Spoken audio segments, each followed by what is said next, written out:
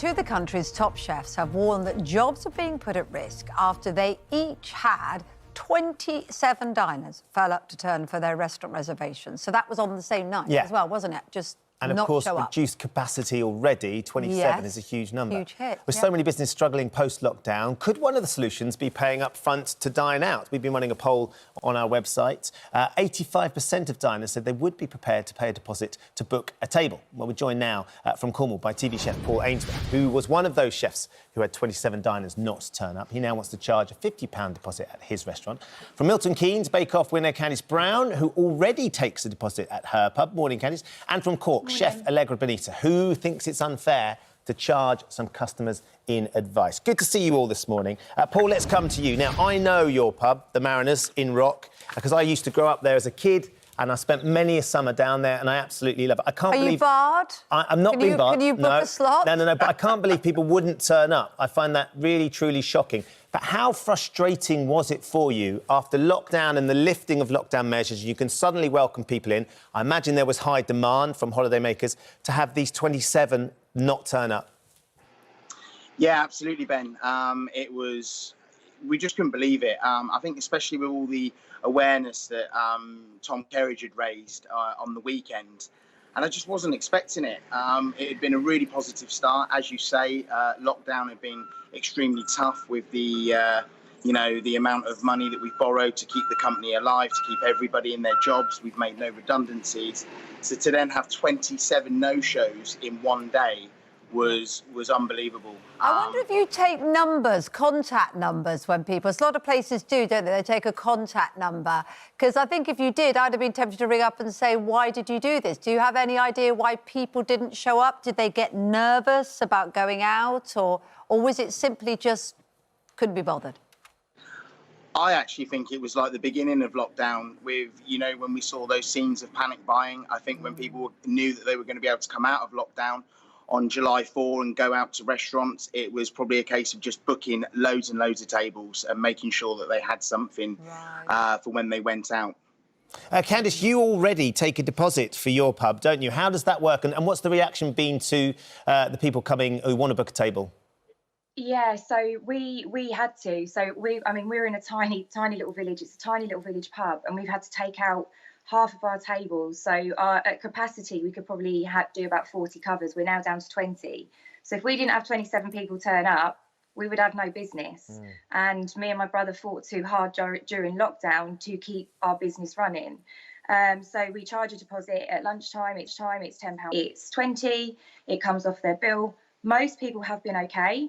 A couple have kind of fought against it, and we've just explained the situation. But at the moment, it's about survival, and I don't understand this whole situation and this whole thought process. If you book a table, not having the common courtesy or decency just to make a phone call or send an email, or if you're anxious or nervous, get someone else to make that phone call and just say, look, we can't come. Candice, I wonder, have you found that with people paying the deposits, they've been turning up? Have you had many no-shows as a result?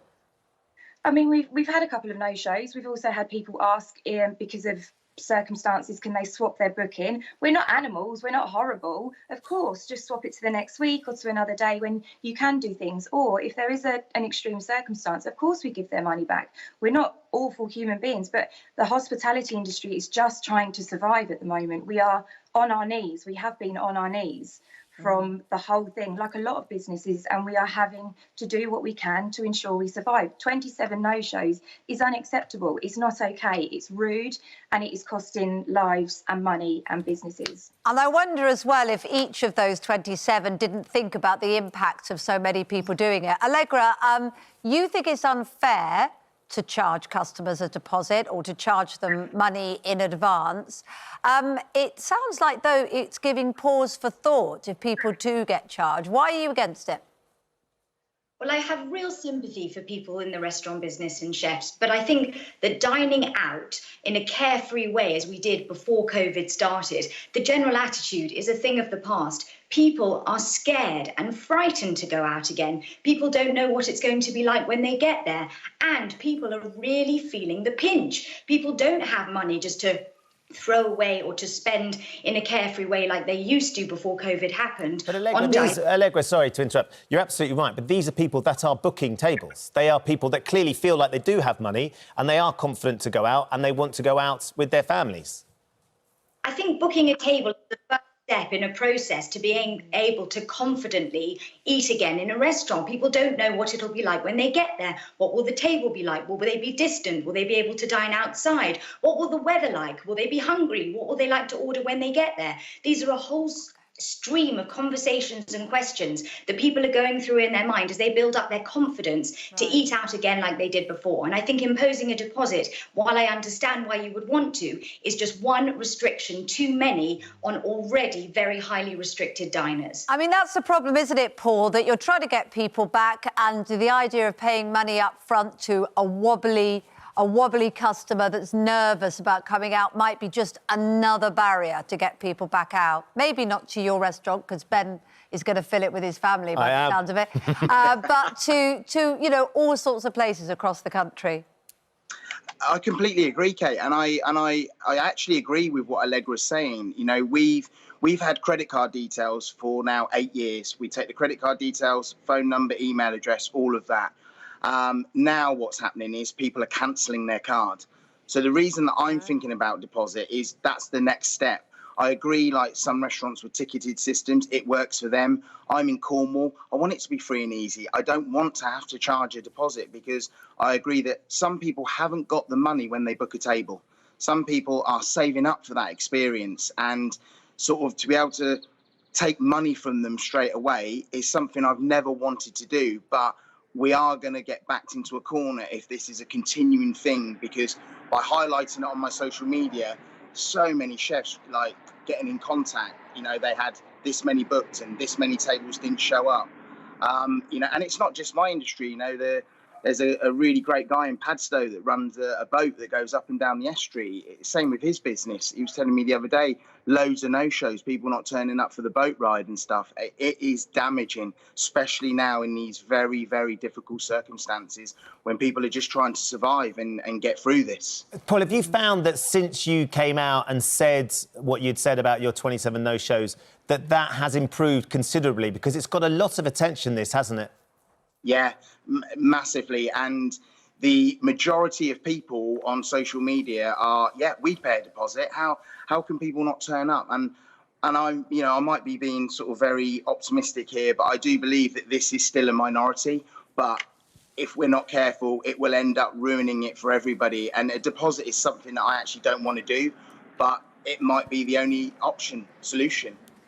Candice, I wonder what you would say to someone sitting watching this morning who's considering the idea of being sort of braving going out and going to a restaurant and going to your pub, for example, to come for a meal, and how you can instill the confidence that, as Allegra said, there are real worries. People are still wobbly about this decision.